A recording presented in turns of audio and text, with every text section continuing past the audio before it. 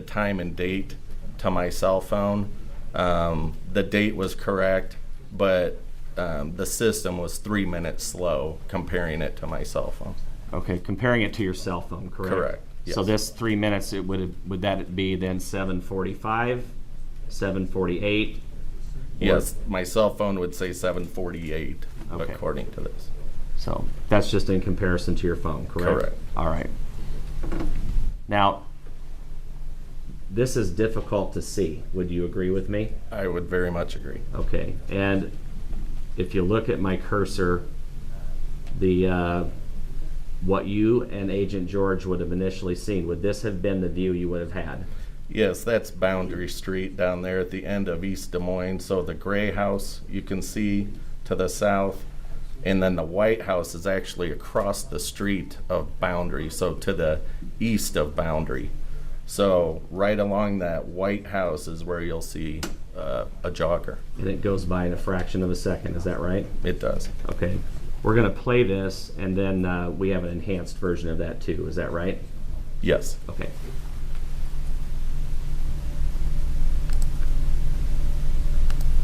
I'm going to play the video at this time.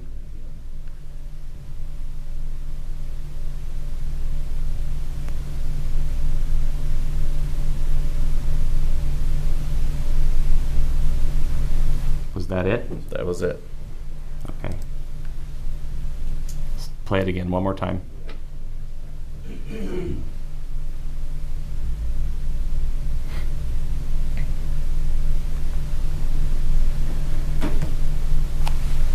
That's what Agent George identified to you, is that correct? That's correct. He said he saw something, and then that's when I brought the video back and then played it forward again. All right. Let's look at State's Exhibit number 12. This is a photo, correct? Yes. The whoops.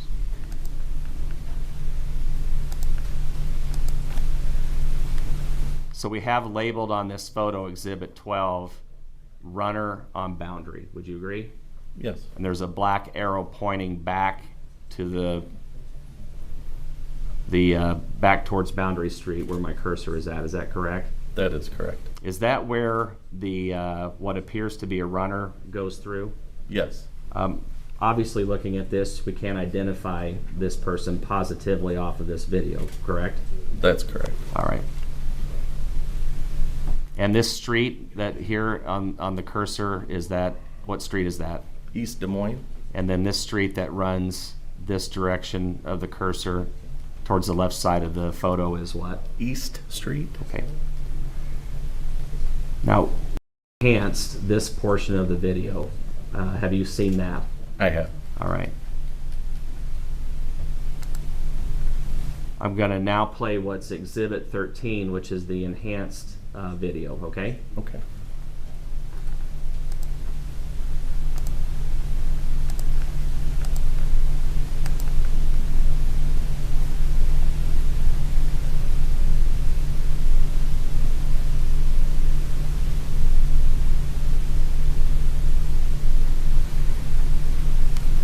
We can see it a little bit clearer there, is that correct? Yes. I'll play it again here in just a moment, but let's be clear.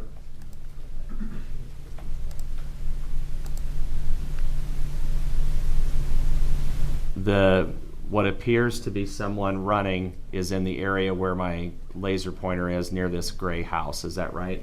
Yes. All right. Does the runner appear from the side of this gray house and then disappear behind the bush that is here to the left? Yes. All right, we're going to look at it one more time.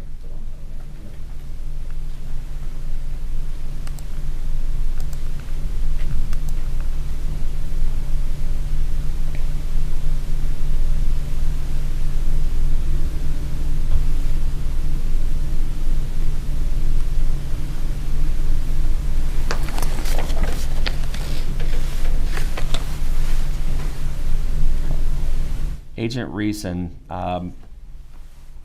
based upon yours and other law enforcement's view of what you believe to be a runner, caused you then to do what with the remainder of this video, or this surveillance video that you had seized?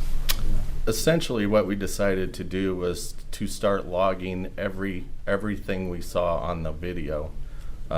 Vehicles, any pedestrians, anything in and around that area prior to 7:45 and also following 7:45 p.m. as shown on the time and date stamp. Now, in doing that type of surveillance, generally describe for us did you see multiple other vehicles? Yes. Well, generally describe for us what it was that you observed in that effort in reviewing the video that you just described. While reviewing it, what we did, like I said earlier, once again we took this, and after we had located the runner, we once again parceled it out to different agents and deputies to review, and each created like a written log of just notes on what they had seen. So what was seen was, once again, cars, a person walking their dog, I recall, but most of it was vehicles. All right. And in looking at that vehicle, collectively putting your heads together, did you notice what appeared to be a black Chevy Malibu? We did. Why was it that this particular car, out of all the others that you would have seen, drew yours and other law enforcement agents' attention? The big thing for me was when those 4 individuals who were reviewing tape gave me their logs, I created a spreadsheet just on Excel, and with time and date according to the timestamp. And after the runner went past at 7:45:33, the next 4 entries in that log, once I compiled it, were a black Chevy Malibu. Is that what drew your attention? Yes. All right. And was it significant to you and other law enforcement officers that it was close in time to when you saw the jogger? It was. And tell us why. It was significant just being in the area. So it was just someone we really felt we needed to identify, whoever the driver was of that vehicle, to see if they saw something, if they knew who Mollie was or passed them or whatever. We just wanted to know who was driving that vehicle. Now, were there distinctive features of the black Chevy Malibu that drew your attention? Yeah, some of the features on it that were distinctive as opposed to a standard Malibu. It had chrome side mirrors, so the outside of the mirror was chrome. The door handles to the vehicle were chrome, and then it appeared to have chrome mag rims on the vehicle as well. And did you take any steps or efforts, or did others, to figure out if any of those features were standard on a black Chevy Malibu? We did. And what did you determine? We determined that they were kind of a specialty item, or could have been an aftermarket item as well. What was the aftermarket item? Would have been the mirrors. Okay. The chromed handles? I don't recall if those were aftermarket or could have been through the factory. I don't recall that. All right. And then the rims that you noticed, would those have been factory or aftermarket, or do you know? I don't know. The only feature that stood out to you would have been the chrome mirrors? Well, I mean, as opposed to other Malibus you see on the road, the chrome mirrors, the door handles, and the mag rims are what were distinctive to me when viewing it on video. And actually, that's was evident on the